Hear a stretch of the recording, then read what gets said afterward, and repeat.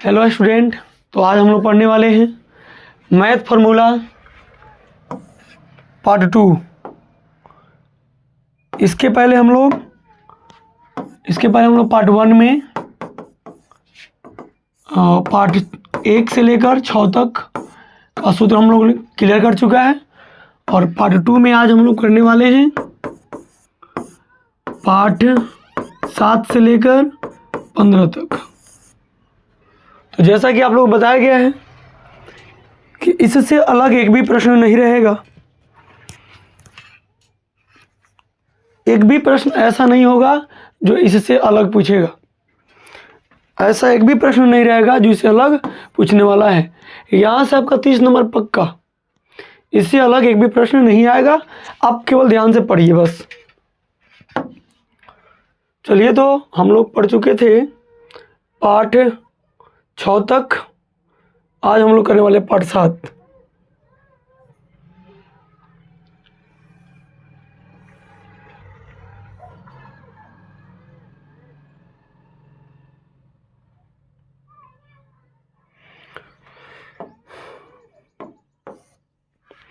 आज हम लोग पार्ट 7 से करने वाले हैं पार्ट 7, जिसका नाम है निर्देशांक ज्यामिति। निर्देशांक ज्यामिति से हम लोग देखेंगे। निर्देशांक ज्यामिति में हम लोग आज पढ़ने वाले हैं। ये जैसे समझ लीजिए,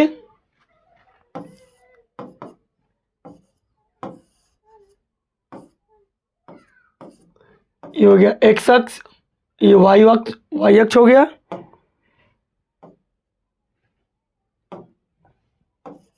वाई अक्ष वाई डैश, एक्स डैश। अब ध्यान दीजिए, ये वाई एक्सिस हो गया और ये एक्स एक्सिस हो गया। तो अभी हम लोग देखेंगे वाई एक्सिस को हम लोग वाई अक्ष में बोलते हैं, इसी का दूसरा नाम है ऊर्ध्वाधर रेखा, और एक्स एक्सिस का दूसरा नाम है क्षैतिज रेखा।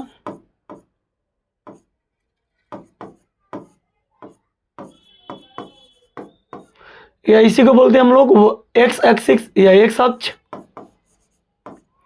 इसके बिंदु को बोलते हैं हम लोग भुज, और इसके बिंदु को हम लोग बोलते हैं कोटि, है ना।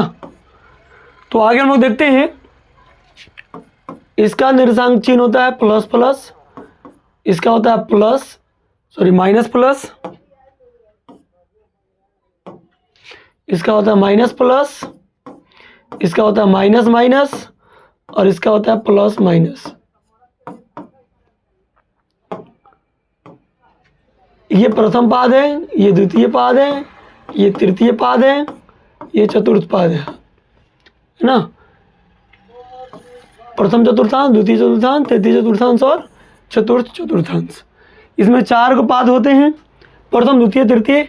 इसका चिन्ह होता है प्लस प्लस, इसका माइनस प्लस, इसका माइनस माइनस, और इसका प्लस माइनस। ठीक है। तो अभी हम लोग देखने वाले हैं दो बिंदुओं के बीच की दूरी। दो बिंदुओं के बीच की, कोई भी दो बिंदु ले लीजिए, कोई भी दो बिंदु, यहाँ से लेकर यहाँ तक, यहाँ से लेकर यहाँ तक, इसके बीच की दूरी ज्ञात करने के लिए क्या सूत्र होता है? Root under x2 minus x1 का होल स्क्वायर जोड़ y2 माइनस y1 का होल स्क्वायर। ये सूत्र होता है दो बिंदुओं के बीच की। इसके बाद होता है, देखिए ध्यान से, मूल बिंदु से दूरी। मूल बिंदु से दूरी, मूल बिंदु से दूरी क्या होती है?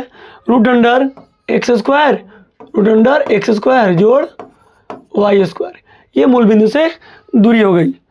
अगर आपसे पूछा जाएगा अंतः विभाजन का सूत्र क्या होता है, जिसको हम लोग विभाजन सूत्र भी बोलते हैं, विभाजन सूत्र का ये या अंतः विभाजन का ये, तो अंतः विभाजन का सूत्र क्या होता है? तो ध्यान दीजिए, अंतः विभाजन का अगर सूत्र पूछा जाएगा तो क्या हो जाएगा?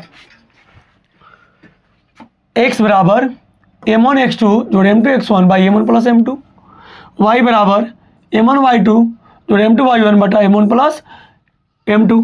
ये हो गया विभाजन सूत्र, यह है विभाजन सूत्र। अगर आपसे पूछा जाए मध्य बिंदु का निर्देशांक क्या होता है? मध्य बिंदु का निर्देशांक तो क्या होता है? x बराबर x1 plus x2 by 2, y बराबर y1 प्लस y2 बाई 2।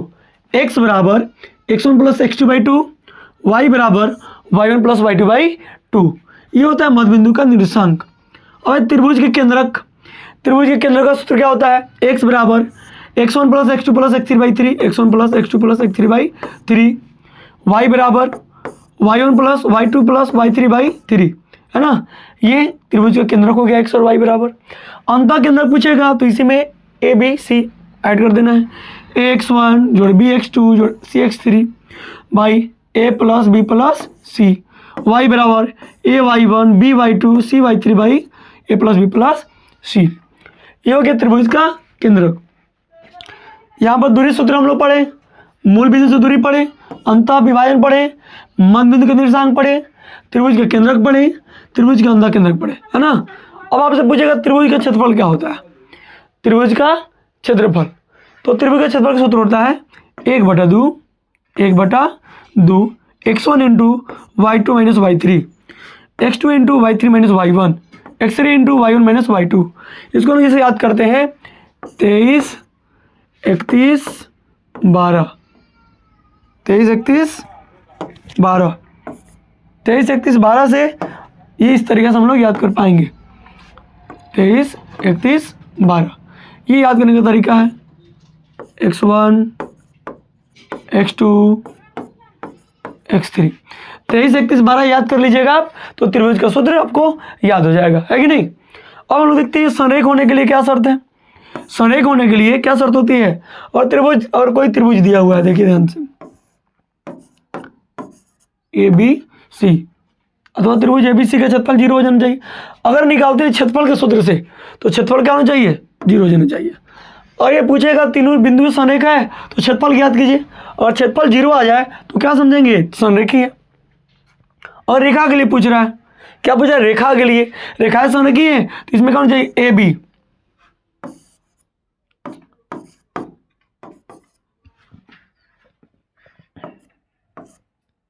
देखिए अब ABC और BC है ना, ABC और BC, तो यहाँ पर क्या होना चाहिए, जो AB है AB बराबर क्या होनी चाहिए, AC अजोड़ BC होना चाहिए। इस तरह से अगर आती है तो ये रेखाएं क्या हो जाएंगी, संरेख हो जाएगी। समझाई बात। और इसमें ऑनलाइन कुछ क्वेश्चन समझ लीजिए।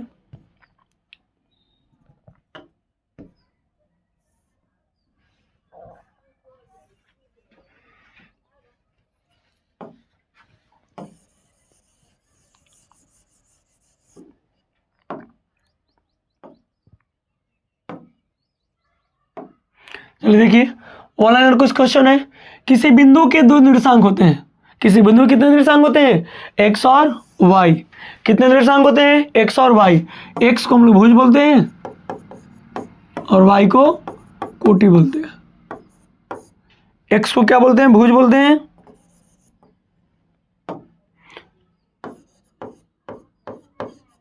x को भुज बोलते हैं और y को कोटि बोलते हैं।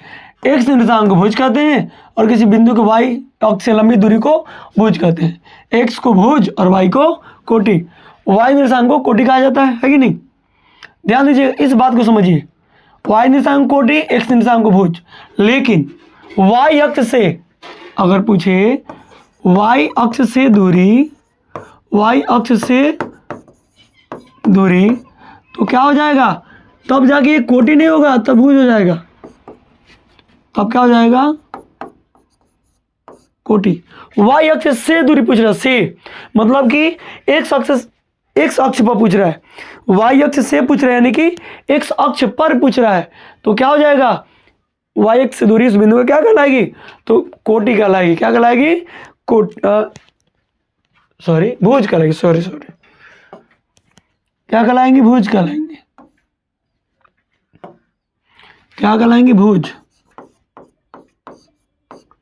कहलाएंगे, है ना। अगर x अक्ष से दूरी पूछा, x अक्ष से दूरी तो क्या कहलाएगी, कोटि। y अक्ष से दूरी भुज और x अक्ष से दूरी कोटि। समझ में आ गया। तो यही यहाँ पर लिखा हुआ है। अब 6 नंबर, x अक्ष का समीकरण क्या होता है, y बराबर 0। x अक्ष का समीकरण क्या प्राप्त होता है, y बराबर 0। y अक्ष का समीकरण क्या प्राप्त होता है, x बराबर 0। अब है एक्स अक्ष पर स्थित किसी बिंदु का निर्देशांक x0 होता है।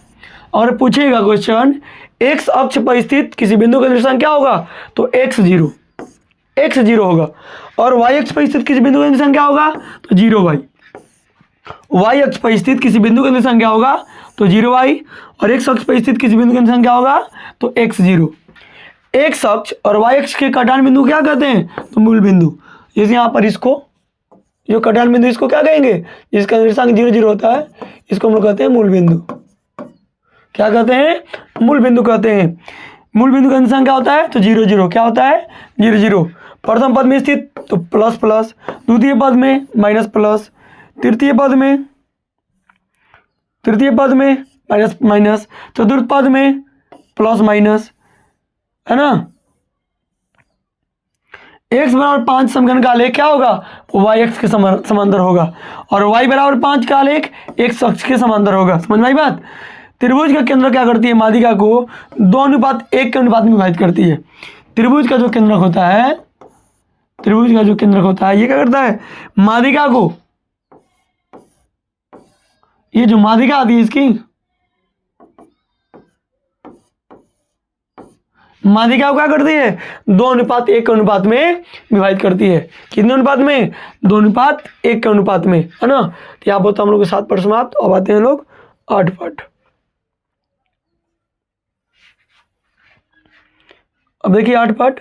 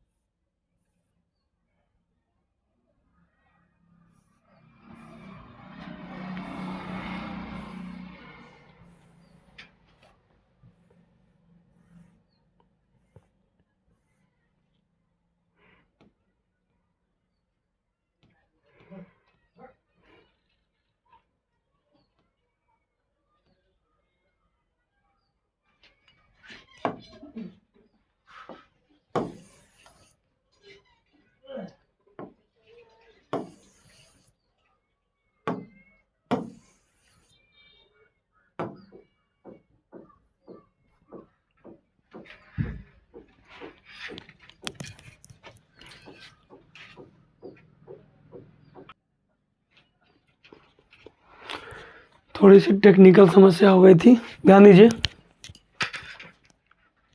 आगे देखते हैं हम लोग। अभ्यास हम लोग का शुरू होता है 8 पाठ। अब लोग हम लोग यहाँ से पढ़ेंगे 8 पाठ त्रिकोणमिति का परिचय। चलिए देखते हैं। त्रिकोणमिति के परिचय में ये साइन थीटा बराबर क्या होता है, p/h, यानी कि लंब बटा कर्ण। साइन बराबर लंब बटा कर्ण, कोस थीटा बराबर आधार बटा कर्ण, और टेन थीटा बराबर लंब बटा आधार। अब साइन का उल्टा कोसेक होता है, तो इसका है p/h, तो इसका हो जाएगा h/p। कॉस का उल्टा b/h, तो सेक का उल्टा h/b। टेन का उल्टा p/b, तो कॉट का उल्टा b/p। ये एक दूसरे का उल्टा है ना, साइन कोसेक। दूसरा हो गया, दूसरा टर्म क्या है, टेन थीटा बराबर साइन बटा कॉस, और टेन थीटा बराबर साइन बटा कॉस। अच्छा, यहाँ पर दूसरा सूत्र लिखना चाहिए था, ये लिखा गया कॉट थीटा बराबर कॉस थीटा बटा साइन थीटा। यहाँ पर मिस टाइप हो गया है ना, यहाँ पर साइन बटा कॉस है, तो यहाँ पर क्या होगा, कॉट बराबर कॉस बटा साइन। जैसे यहाँ पर ही उल्टा एक दूसरे का कैसे है, तो यहाँ पर बताया गया है sine theta into cosec theta बराबर 1, तो साइन बराबर क्या होगा, 1 बटा कोसेक थीटा, तो यहाँ पर उल्टा हो गया ना। और कोसेक बराबर तो 1 बटा sine, sine in theta into cosec theta का लघुत्तम गुना क्या होता है, 1 होता है, इसका गुना 1 होता है, तो साइन बराबर क्या होगा, 1 बटा कोसेक, और कोसेक बराबर 1 बटा sign.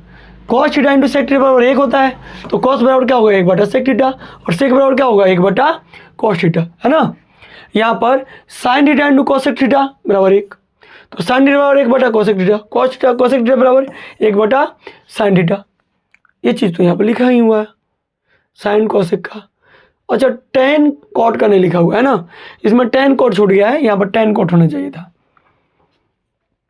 Ten theta into cot theta बराबर 1। तो tan बराबर क्या होगा 1/cot, और cot बराबर क्या होगा 1/tan, है ना। अब यहाँ पर चौथा पॉइंट क्या है, देखिए 1 2 3 चौथा पॉइंट है साइन स्क्वायर थीटा और cos स्क्वायर थीटा का मान कितना होता है 1 होता है। साइन स्क्वायर थीटा और cos स्क्वायर थीटा का मान कितना होता है 1। साइन स्क्वायर थीटा और cos स्क्वायर थीटा का मान 1। तो साइन स्क्वायर बराबर क्या होगा, ये जो cos स्क्वायर प्लस में है बराबर की इधर आने पर 1 में से माइनस हो जाएगा, 1 माइनस cos स्क्वायर थीटा। अब यहाँ के स्क्वायर हटाएंगे ना, तो स्क्वायर जैसे हटेगा इधर आके रूट हो जाएगा, 1 माइनस cos स्क्वायर थीटा। ये साइन का हो गया। अब इसे cos निकालते हैं, तो साइन गुना में इधर आएगा तो क्या हो जाएगा भागा, ये नहीं यहाँ प्लस में ना, यहाँ प्लस में उधर आएगा तो माइनस, तो cos स्क्वायर बराबर 1 minus sine square theta. Square जैसे हटेगा इधर जाके रूट हो जाएगा, तो ये हो जाएगा cos का मान, है ना। वैसा ही sec square theta minus tan square theta, एक याद रखिए ना सिर्फ, एक ये वाला, एक ये वाला और एक ये वाला। Sec square theta minus tan square theta का मान कितना होता है 1। फिर यहाँ पर सेक निकाल सकते हैं, tan निकाल सकते हैं। वैसा ही cosec square theta minus cot square theta का मान 1, तो यहाँ पर कोसेक निकाल सकते हैं, कोट निकाल सकते हैं, है कि नहीं। ये चौथा स्थिति था। पांचवा स्थिति देखिए इसका, इसका पांचवा स्थिति है साइन 90 घटाओ थीटा तो कॉस थीटा। अब इसका जस्ट उल्टा ये होता है, साइन 90 में से थीटा घटाए तो कॉस आया, तो कॉस 90 घटाओ थीटा तो साइन आ गया। tan 90 घटाओ थीटा तो कॉट आया, इसका जस्ट उल्टा ये हो गया, कॉट 90 घटाओ थीटा तो tan थीटा। सेक 90 घटाओ थीटा तो कॉसेक आया, तो कॉसेक 90 घटाओ थीटा तो सेक आ गया, है ना। ये पांचवा स्थिति है। छठा स्थिति क्या है, साइन 0 का मान 0, साइन 0 का मान 0। अच्छा चलो इस चीज को हम बॉक्स बना के बताते हैं एक चीज, इसको और तरीके से आपको बताएंगे हम। आ जाइए आगे, ये बॉक्स वाला जो है ना इसको किसी और तरीके से बताएंगे आपको।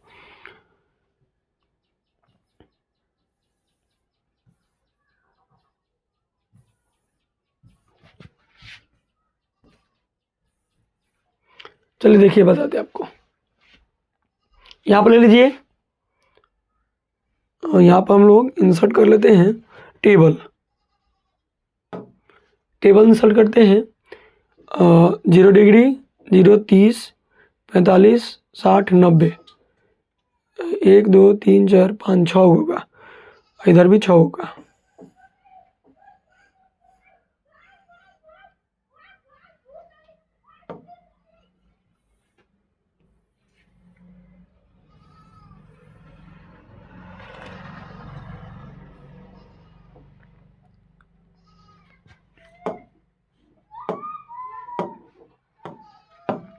देखिए यहाँ पर 0 डिग्री 30 डिग्री 45 60 90, है ना। 0 30 45 60 90, यहाँ पर sine theta cos theta tan theta cosec theta sine cos tan cosec. यहाँ पर कर लेते हैं, यहाँ पर हो गया sine cos tan cot theta, और यहाँ पर हो गया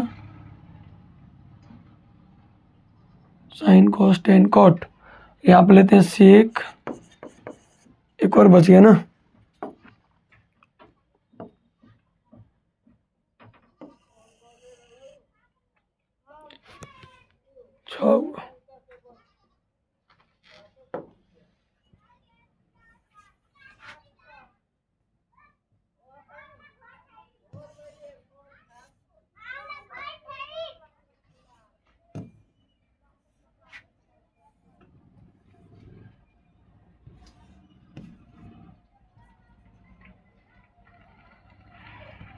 ये अपने हो जाएगा सेक,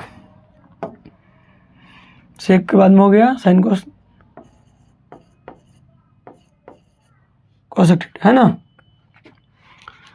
अब यहाँ देते हैं 0 डिग्री है, 0 1 2 3 4, यहाँ पे क्या करते हैं 0 1 2 3 4, थोड़ा ऊपर लिखते हैं 0 1 2 3 4 और सभी में 4 से भाग कर देते हैं। सभी में 4 से भाग करते हैं, ये कट जाएगा, 1/2 हो जाएगा, ये कट के 1 हो जाएगा। अब ये सबका क्या निकालते हैं, रूट निकाल लेते हैं। ये सबका क्या कीजिए, रूट निकालिए। इसका रूट निकलेगा 0, इसका रूट निकलेगा 1/2, इसका रूट निकलेगा 1/√2, इसका रूट निकलेगा √3 और 2 का निकल जाएगा 2, 1 का निकल जाएगा 1, है ना। यह रूट निकल गया तो ये 0 का हो गया। देखिए sin 0 का मान 0, sin 30 का मान 1/2, sin 45 का मान 1/√2, sin 60 का मान √3/2, sin 90 का मान 1 है कि नहीं है। अब इसको उलट दीजिए, जस्ट 1 यहाँ, √3/2 यहाँ, 1/√2 यहाँ, 1/2 यहाँ, 30 यहाँ। हो गया कि नहीं हो गया। अब tan का निकालना, तो tan का एक सूत्र यहाँ पर है, देखिए sin थीटा बटा cos थीटा। साइन के मान में cos के मान से भाग कीजिए, 0 में 1 से भाग कीजिए, 0, 1/2 में 3/2 से क्या करना है, भाग करना है, √3/2 से। तो 1/2 गुना 2/√3 कट गया, कितना 1/√3, ये आ गया 1/√3, है ना। इसमें इससे भाग कीजिए, 1 आ जाएगा, 1/√2 से 1/√2 कट गया, इसमें इससे भाग 2 से 2 कट गया, √3 बचेगा। 1 में 0 से भाग कीजिएगा, अपरिभाषित, क्या आ जाएगा, अपरिभाषित। अब क्या किया जाए, इसके मान को उलट दिया जाए, इसके मान को उलट दिया जाए, अपरिभाषित √3 1/√3 यहाँ पर आ गया 0, आगे कि नहीं आ गया। अब सेक का मान होता है सेक, तो कॉस का उल्टा क्या होता है, सेक। देखिए यहाँ पर कॉस का उल्टा सेक, कॉस का उल्टा क्या होता है, सेक होता है, कॉस का उल्टा। तो उलट दीजिए, इसके मान को उलटना है ऐसे, बटा में 1 है तो 1/1, 1 ही हो जाएगा। इसको उलटिए 2 ऊपर, √3 नीचे, इसको उलटिए √2 हो जाएगा, इसको उलटिए 2 हो जाएगा। इसको जैसे उल्टा आ जाएगा अपरिभाषित, यह अपरिभाषित मानिए, यहाँ अपरिभाषित, ये आ जाएगा यहाँ पर 2 यहाँ पर आ जाएगा √2,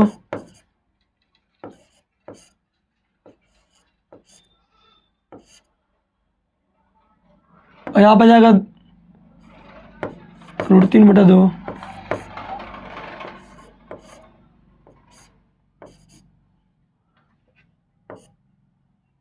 यहाँ पर जाएगा 1। तो ये हो गया कॉस का मान, हुआ ना। इस तरीके से देखा जाए तो हम लोग इस टेबल को याद कर सकते हैं, इस तरीके से हम लोग इस टेबल को आसानी से याद कर सकते हैं, है कि नहीं। चलिए तो अब आते हैं, अब इसमें इसी पार्ट में वन लाइनर जो क्वेश्चन, इस चीज़ को देख लेते हैं हम लोग। इसके बाद हम लोग 9 पार्ट में चलेंगे। देखिए इस वन लाइनर क्वेश्चन के वन लाइनर है, ध्यान दीजिए। वन लाइनर है, त्रिकोणमिति में समकोण त्रिभुज का अध्ययन किया जाता है। त्रिकोणमिति में हम लोग किसके बारे में पढ़ते हैं, समकोण त्रिभुज के बारे में, जिसमें ये कर्ण होता है, ये आधार होता है और ये लंब होता है।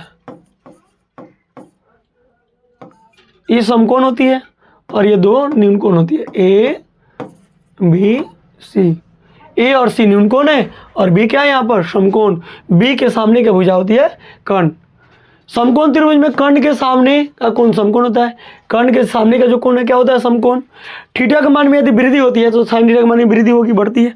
जैसे यहाँ पर आप लोग बॉक्स देखें, थीटा के मान में वृद्धि होने से कॉस थीटा के मान में कमी होती है, सही बात है। साइन थीटा का मान 0 से बड़ा और 1 के छोटा होता है। साइन थीटा का जो मान होता है 0 और 1 के बीच होता है। कॉस थीटा का मान 0 से 1 के बीच होता है।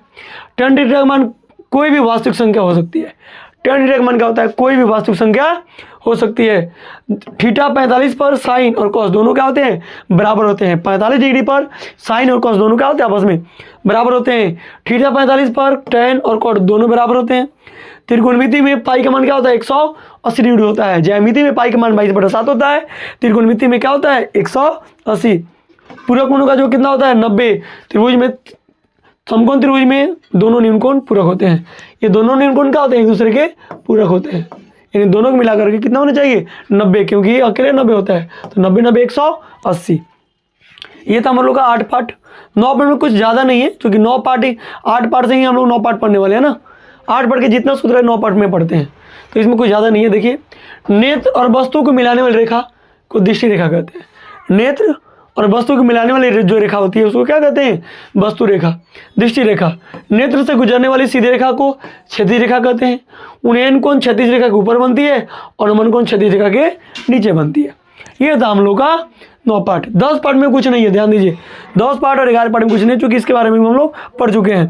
10 पार्ट है वृत्त, ये होता है वृत्त, ये होता है वृत्त, ये होती है वृत्त का केंद्र। ये जो खींचे अभी यहाँ से यहाँ तक, ये वृत्त का चाप होता है। ये होता है व्यास, यहां से यहां तक की दूरी को कहते हैं त्रिज्या, है ना। और ये जो पूरा खींच रहा है ये होता है परिधि।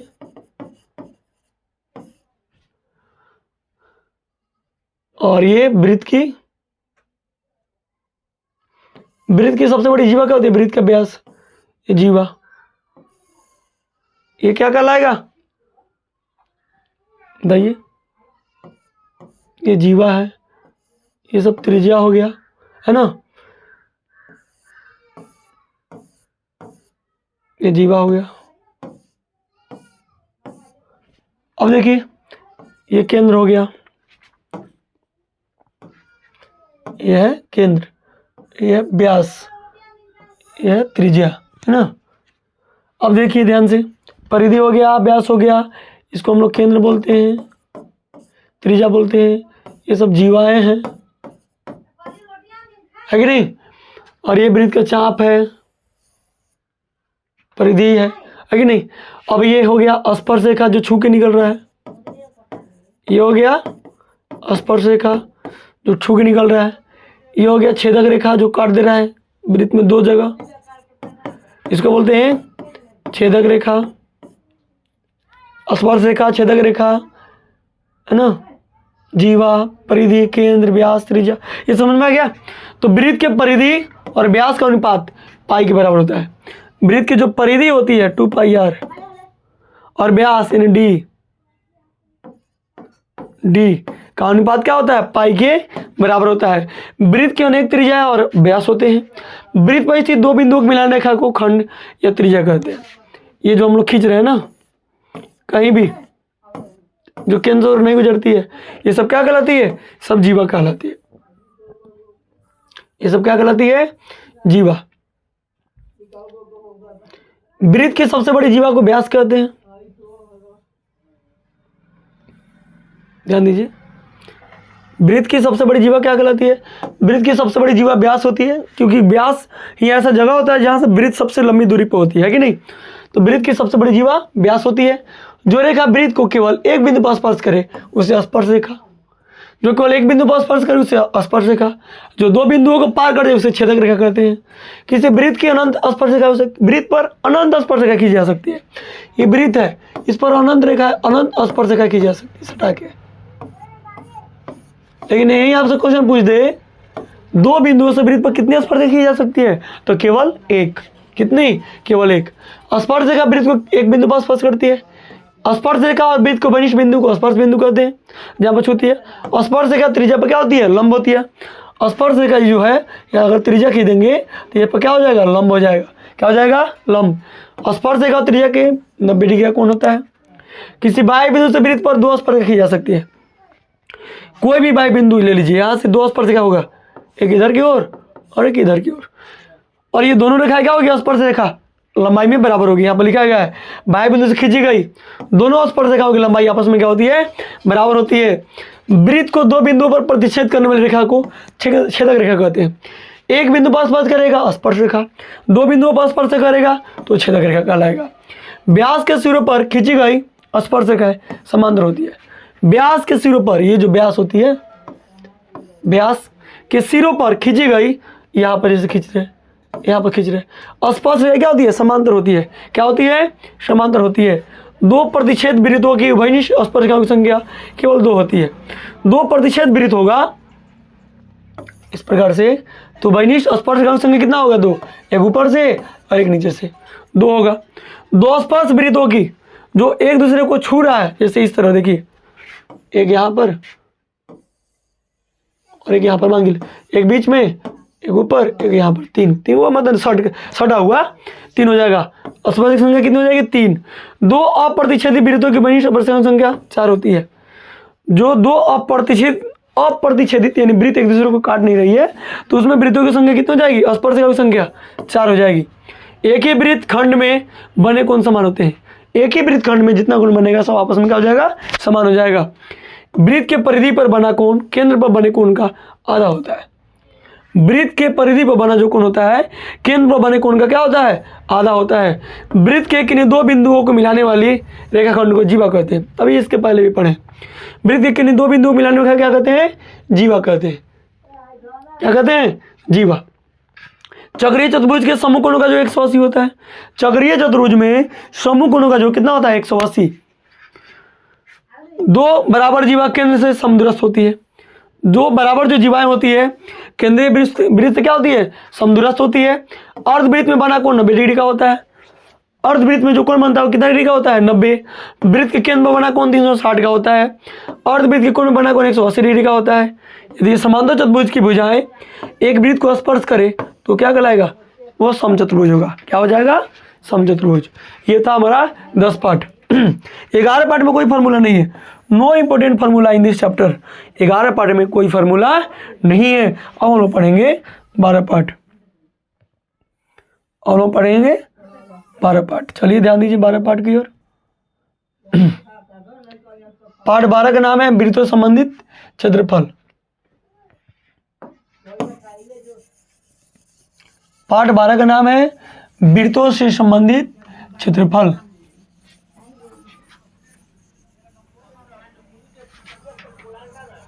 पार्ट 12 का क्या नाम हो गया? वृत्तों से संबंधित क्षेत्रफल। चलिए हम लोग पढ़ते हैं वृत्तों से संबंधित क्षेत्रफल।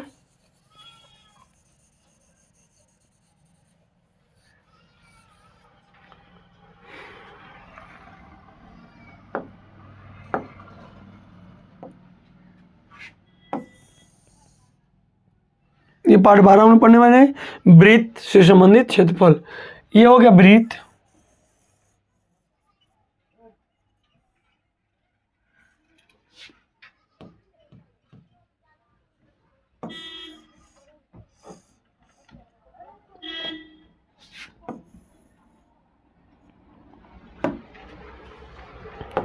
वृत्त में जो आर दिया हुआ ना, आर क्या है? d/2, यानी आर त्रिज्या, रेडियस, डायमेंशन।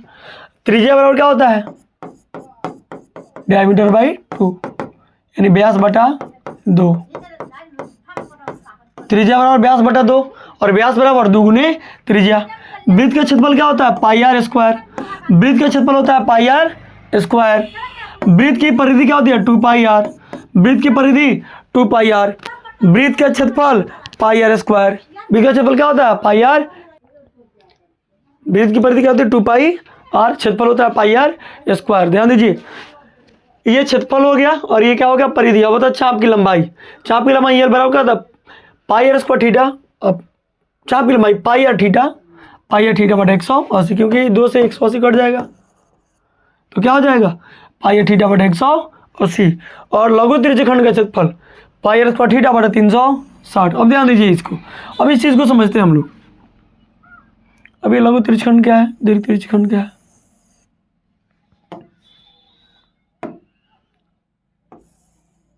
ये केंद्र हो गया। अब इसमें त्रिज्यखंड बना, इसमें बनना त्रिज्यखंड। एक होता है लघु त्रिज्यखंड, लघु त्रिज्यखंड, दूसरा है दीर्घ त्रिज्यखंड, है ना। एक होता है वृत्तखंड का क्षेत्रफल और होता है वलय का क्षेत्रफल। ध्यान दीजिए, अब जो बना यहाँ पर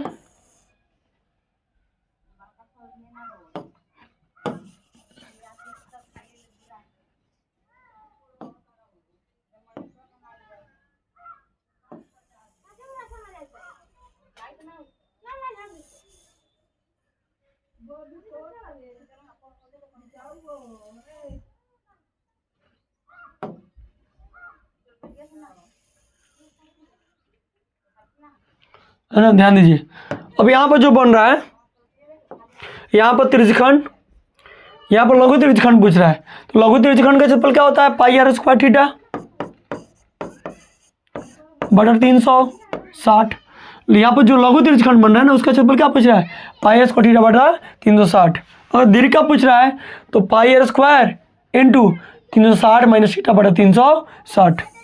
ये दीर्घ का हो गया, ये क्या हो गया, दीर्घ का। इस चीज को यहाँ पर बना के बता, देखिए ये दीर्घ वृत्तखंड हो गया, ये क्या होगा, दीर्घ वृत्तखंड, ये लघु वृत्तखंड हो गया। इसको जोड़ते थे एक वृत्त बन रहा है। अब पूछ रहा है त्रिज्यखंड पूछ रहा है, तो यहाँ से देखिए यहाँ से दो भाग बट गया, फिर यहाँ से वृत्त का भाग बट गया, यहाँ से वृत्त निकाल दीजिए। यहाँ से क्या किया जाए, इस तरह से वृत्त निकाल दिया जाए। तो देखिए अब आपके पास सामने तीन त्रिभुज बच गया, तीन वक्राकृति दिखाई दे रहा है, लघु त्रिज्यखंड, दीर्घ त्रिज्यखंड और उसके बाद दिखा रहा है वृत्तखंड, दिखाई दे रहा है ना। तो इस दीर्घ त्रिज्यखंड का क्षेत्रफल ये हो गया। अब त्रिज्यखंड का परिमाप 2r जोड़ l, 2r जोड़ l। और वृत्तखंड का क्षेत्रफल क्या होता है, तो पाई आर स्क्वायर थीटा बटा 360, जैसे यहाँ पर निकाले हम लोग पाई आर स्क्वायर थीटा बटा 360। लघु त्रिज्यखंड का क्षेत्रफल उनमें से घटा देंगे 1/2 r square into sine theta. फिर बलय का क्षेत्रफल पूछेगा, तो बलय का क्षेत्रफल क्या होता है, खोखले वृत्त का क्षेत्रफल पाई इंटू r1 का स्क्वायर माइनस r2 का स्क्वायर, या बड़ा स्क्वायर बड़ा आर का स्क्वायर माइनस छोटा आर का स्क्वायर। और वृत्त का परिमाप तो r इंटू पाई प्लस 2, यानी कि होता है ना pi R plus 2r, pi R plus 2r में 2 कॉमन कर दिया जाए। और वृत्त का परिमाप सॉरी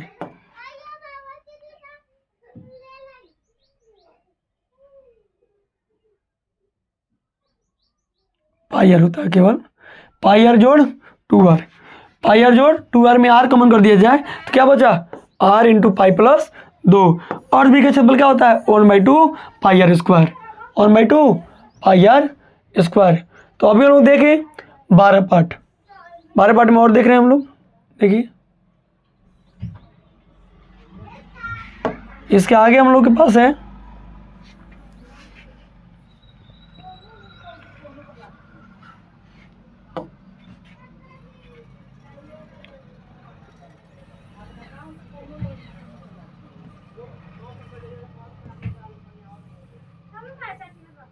ध्यान दीजिए। तो इसमें क्या दिया है, देखिए यहाँ पर दिया हुआ है चतुर्थांश का परिमाप, वृत्त के चतुर्थांश का परिमाप।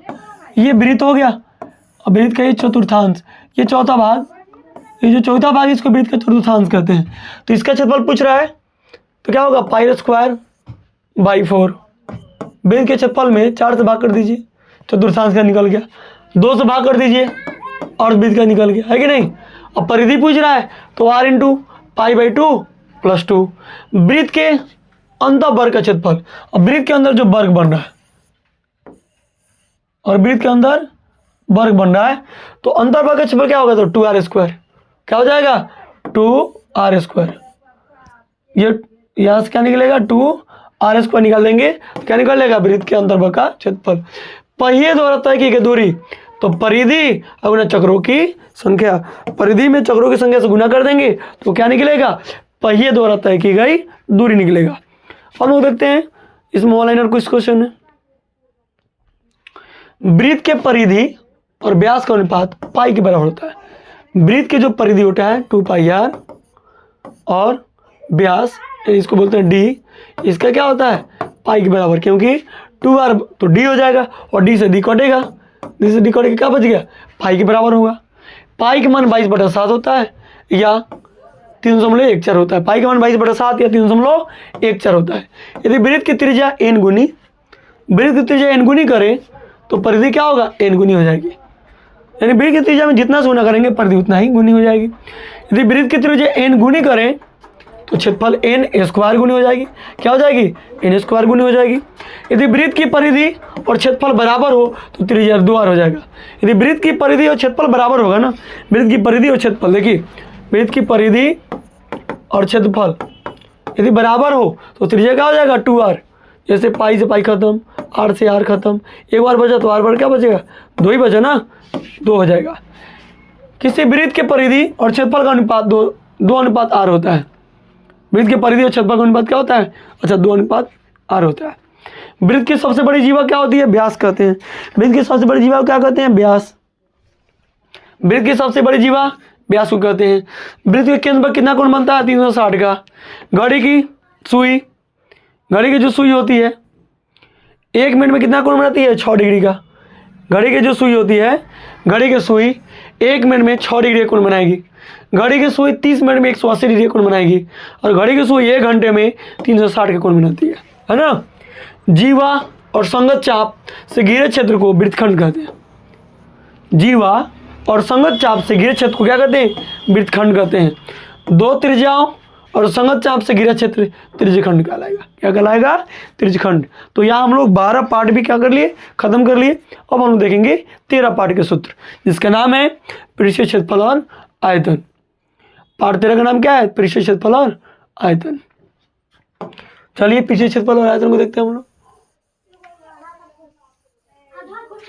पृष्ठीय क्षेत्रफल और आयतन के बारे में देखते हैं हम लोग। देखिए पृष्ठीय क्षेत्रफल और आयतन, पृष्ठीय क्षेत्रफल और आयतन,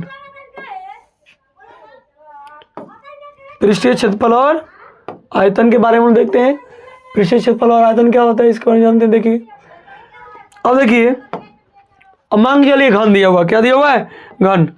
तो घन देख लेते हैं, यहाँ पर घन है, ये क्या हो गया?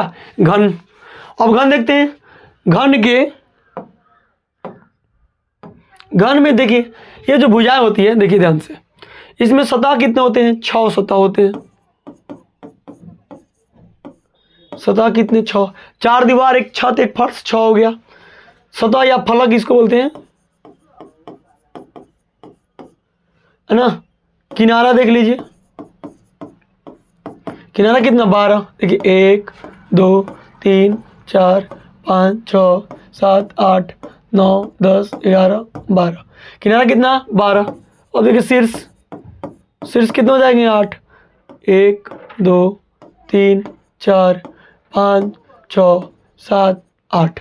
और इसकी भुजा सब ए होती है, लंबाई चौड़ाई ऊंचाई सब क्या होती है? ए होती है। क्या होती है? ए। तो घन का पृष्ठीय क्षेत्रफल पूछ रहा है, घन का। अच्छा घन के एक पृष्ठ का क्षेत्रफल, ध्यान दीजिएगा, ध्यान से देखिए, घन के एक पृष्ठ का क्षेत्रफल पूछ रहा है। एक पृष्ठ, पूरा पृष्ठ नहीं पूछ रहा है। घन का पार्श्व नहीं पूछा, एक पृष्ठ, तो भुजा स्क्वायर। क्यों?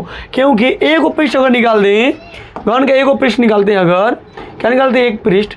ध्यान दीजिए, घन का अगर एक पृष्ठ निकाले तो कैसा दिखाई देगा? बताइए। घन का एक पृष्ठ देखिए ऐसा दिखाई देगा। कैसा? तो ऐसा। और ये ऐसा मतलब ये वर्ग हो गया। क्या हो गया? वर्ग। तो वर्ग का क्षेत्रफल क्या होता है? भुजा स्क्वायर होता है ना। वर्ग का क्षेत्रफल क्या होता है? भुजा स्क्वायर। तो इसलिए ए स्क्वायर। घन के आधार का क्षेत्रफल तभी भी ए स्क्वायर, आधार का ये चाहे पृष्ठ का ये, भुजा स्क्वायर।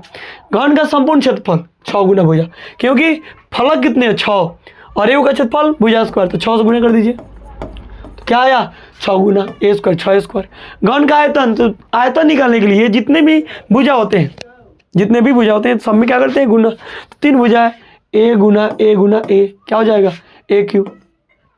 घन का पार्श्व पृष्ठ पूछा, पार्श्व, छत और फर्श को छोड़ के, छत और फर्श को छोड़ के कितना बचा?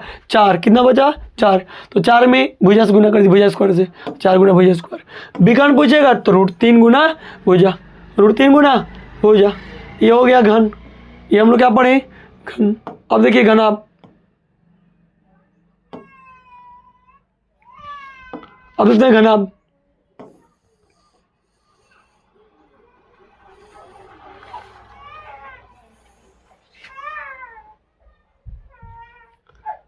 ये देखिए घनाभ हो गया। ये क्या हो गया? घनाभ। ये हो गया घनाभ। घनाभ में ये लंबाई हो गया, ये चौड़ाई हो गया, और ये क्या हो गया? ऊंचाई। लंबाई चौड़ाई ऊंचाई, ये घनाभ हो गया। घनाभ में ये लंबाई चौड़ाई और ये ऊंचाई है। तो अब देखते हैं आगे हम लोग। घनाभ का संपूर्ण पृष्ठीय क्षेत्रफल पूछेगा, 2 × LB + BH + HL। 2 × LB माने 2 को LB होगा, 2 क्या होगा? LB, 2 को BH और 2 को HL। तो 2 कॉमन कर दिया, क्या हो गया 2 into L plus B H plus H L. घनाभ का आयतन फिर 3 भुजाओं में गुना एल गुना बी गुना एच। घनाभ का पार्श्व क्षेत्रफल तो 2 इंटू एल प्लस बी गुना एच। घनाभ के चार दिशा के क्षेत्रफल तो सेम हो जाएगा 2 into L B plus B H, 2 into L plus B गुना एच। घनाभ के विकर्ण की लंबाई रूट अंडर एल स्क्वायर जो बी स्क्वायर जोड़ एच स्क्वायर, ये घनाभ था। हम लोग देखते हैं बेलन,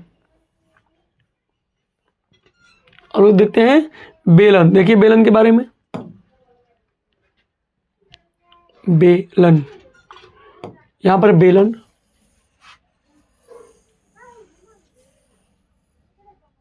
ये हो गया बेलन। अब पूछ रहा है क्या,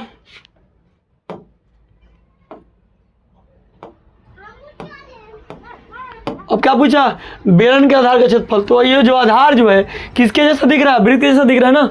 ये जो आधार दिख रहा है आपको कैसा दिख रहा है, वृत्त के जैसा। तो वृत्त का क्षेत्रफल पाई आर स्क्वायर। बेलन का वक्र क्षेत्रफल क्या होता है, तो 2 पाई आर एच। बेलन का संपूर्ण क्षेत्रफल 2 pi R into R plus H, 2 pi R into R plus H. अब आते हैं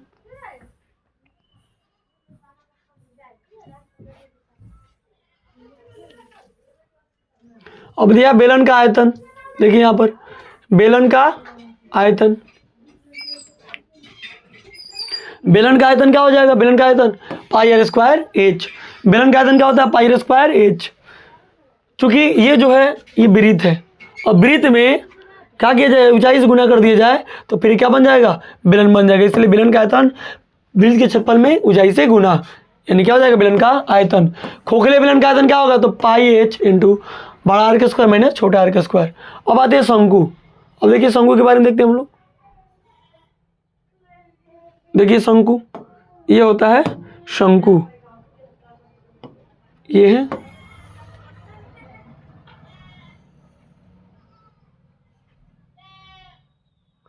अब एक उल्टा शंकु बनाते हैं।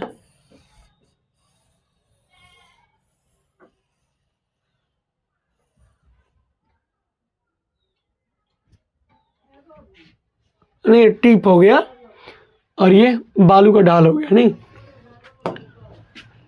शंकु के बारे में जानते हैं हम लोग। शंकु के आधार का क्षेत्रफल, फिर देखिए इसका भी आधार अगर देखा जाए तो शंकु का भी आधार कैसा दिख रहा है, तो वृत्त के जैसा। कैसा दिख रहा है, वृत्त के जैसा। तो वृत्त का क्षेत्रफल पाई आर स्क्वायर।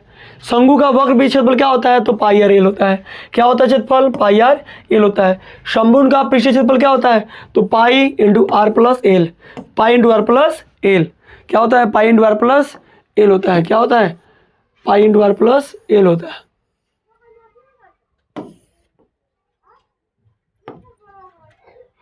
पाई इंटू आर प्लस एल होता है। क्या होता है, pi into R plus L होता है। ध्यान दीजिए।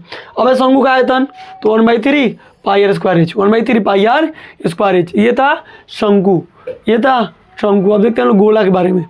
देखिए ये गोला है, ये है गोला।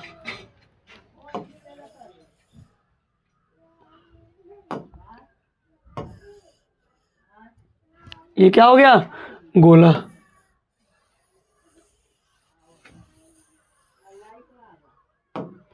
ये देखिए गोला, गोला में ज़्यादा कुछ नहीं। देखिए गोले का दो ही होता है संपूर्ण पीस, इसमें वक्र नहीं होता। क्योंकि वक्र करेंगे ना तो ये अर्धगोला हो जाएगा। जैसे वक्र निकलेगा तो ये क्या हो जाएगा, अर्धगोला हो जाएगा। इसलिए हम लोग अर्धगोला नहीं गोला देखते हैं।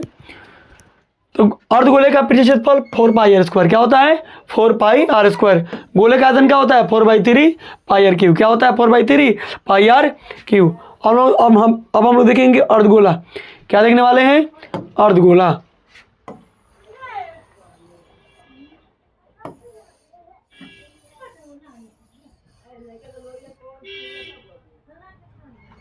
ये देखिए अर्धगोला, कटोरा जैसा, एक नारियल का ढक्कन जैसा दिख रहा है। गोले का आधार का क्षेत्रफल, फिर आधार जो पूछ रहा है, आधार किसके जैसा, वृत्त जैसा, वृत्त का स्क्वायर पाई स्क्वायर। अर्धगोले का वक्र भी क्षेत्रफल तो 2 पाई आर स्क्वायर। अर्धगोले का समूह भी क्षेत्रफल तो 3 पाई आर स्क्वायर। अर्धगोले का आयतन 2/3 पाई आर क्यू। ये हो गया अर्धगोला। अब देखते हैं शंकु का छीनक, जिसको हम लोग बाल्टी जैसा देखते हैं, बाल्टी, एकदम बाल्टी जैसा दिखता है शंकु का छीनक। देखिए हम लोग शंकु छीनक के बारे में देखते हैं। शंकु का जो छीनक होता है इसके बारे में देखिए।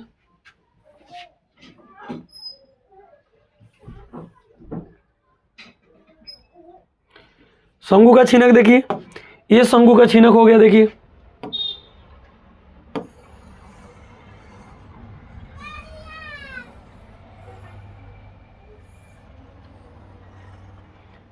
दिख रहा है ना बाल्टी जैसा आपको? ये हो गया शंकु का छीनक, बाल्टी ही है एकदम। और देखिए इसके बारे में हम जानते हैं।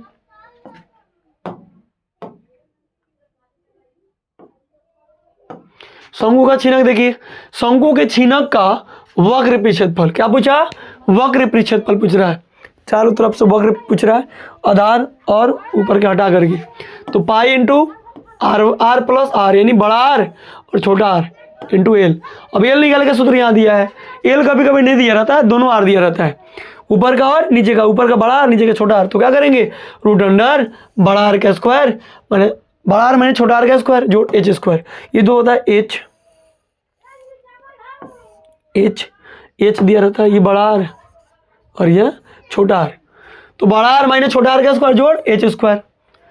और उसके बाद क्या निकालेंगे? ये वक्र पृष्ठफल निकल जाएगा।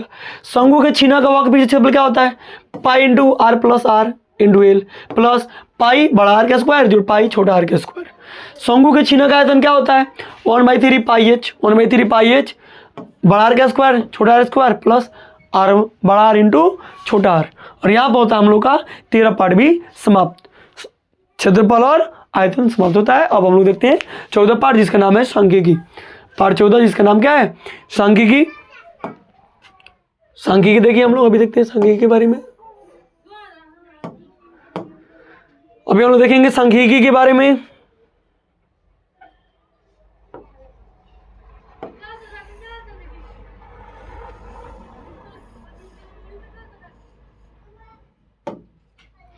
माध्य निकालेंगे अभी हम लोग। क्या निकालेंगे? माध्य। माध्य यानी मीन। माध्य का सूत्र क्या होता है? माध्य एक्स डैक्स बराबर सिग्मा एफ एक्स बटा सिग्मा एफ, जिसको हम बोलते हैं सभी प्रेक्षणों का योग।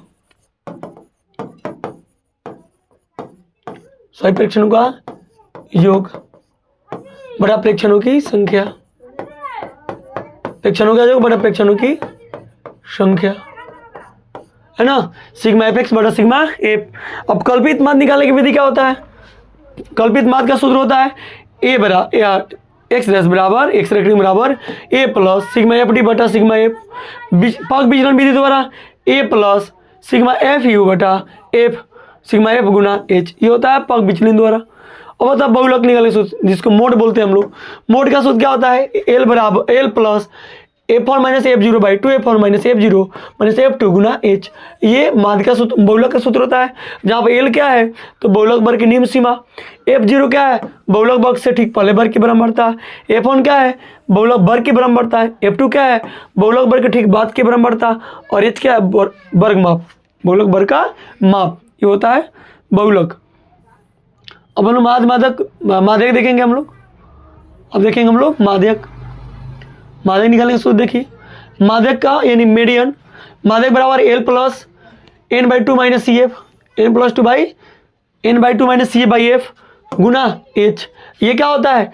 माध्यक का सूत्र।